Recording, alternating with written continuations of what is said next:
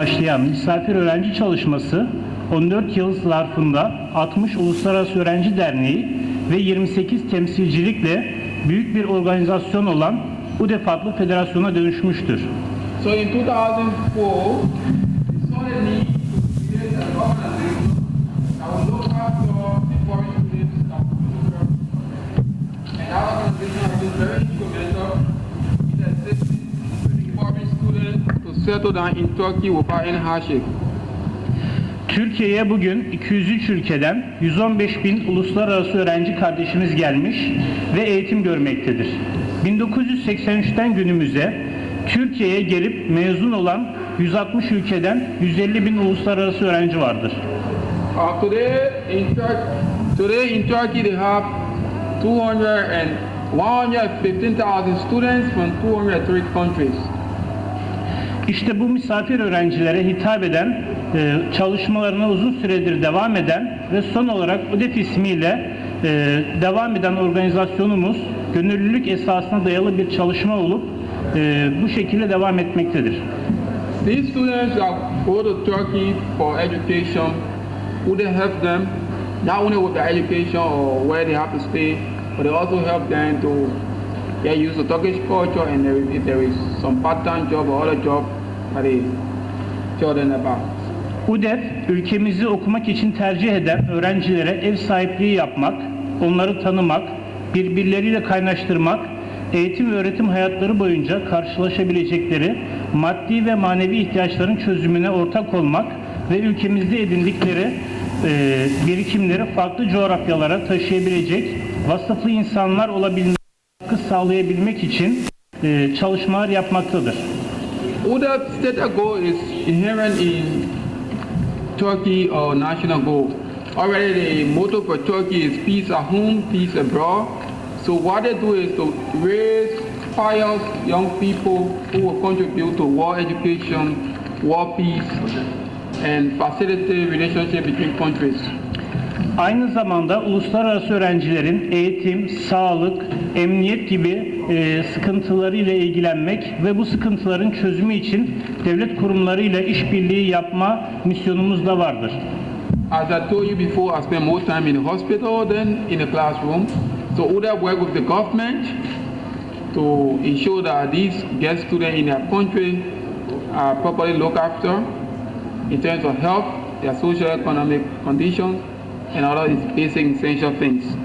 Türkiye'deki bu büyük organizasyonun bir diğer misyonu ise tüm dünyanın barış ve kardeşliğini tesis etmektir. Kardeşliğin yükselmesi için gerekli olan şeylerin en önemlisi insandır. İnsan iyi bir eğitim almış ise diğer ihtiyaç duyulan şeyleri temin etmekte zorluk çekmez. Turkey has seen that when people are educated, they're able to possibly contribute to their own country. So that's why a couple of years ago, a couple of decades ago, Turkey started carrying students from all around the world, but helping them with education, and these students are now helping their own country. As I speak to you, I'm lecturing at the school year. Mr. Toba is lecturing here.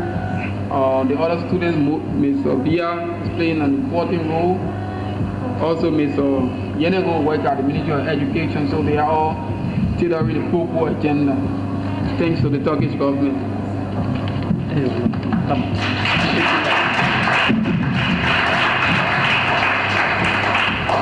So just before Mr. Toba Kambo and Istanbul, some part of Istanbul is in Europe, and the rest of the country is in Asia. It's a very strategically located country, and it has a very enviable history. There where they had the Byzantine Empire, and later they had the Osmanli, or in English, Ottoman Empire. And then in 1919, during or after the World War I, they had a president called Mustafa Atatürk. His policy is what defined Turkey today. Turkey remains a deeply religious society, but they are very liberal in their religious stuff. You have men and women, girls and boys attending school together, unlike the other Middle Eastern countries. for us as students, we were in Turkey and the deadly Ebola disease struck Liberia. Through our ages, the student body, we wrote the Turkish government. They were very gracious in helping us in honoring our letter. They donated over 200,000 worth of medical supply to combat Ebola in Liberia.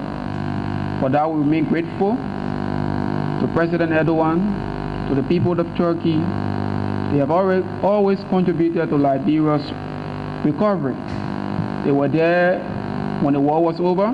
Turkey was one of the first countries that sent police forces to join the army, and that contributed immensely to the sustenance of peace in Liberia. Turkey and Liberia has a very burgeoning relationship. Commerce is growing. It has passed, I think, the 200 million mark. But we want to strengthen that. We think Turkey has some competitive advantages that we can exploit in tourism,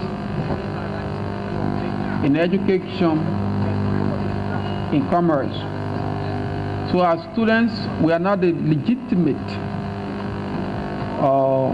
diplomatic arm of the government. But there is always something in international relations that is called citizen diplomacy. So we are doing citizen diplomacy. At the same time complementing the government of Liberia effort in harnessing, strengthening, and fostering relationship with Turkey. Again, Mr. Stackley, we'll tell you thank you for coming. We also ask you to please extend our warmest greetings to President Erdogan. Your Mexican Secretary, Tisin Salamba, Turkiye Mezunlari Erdogan, Africa. On that note, I will end the short remarks, and again, thank you for coming.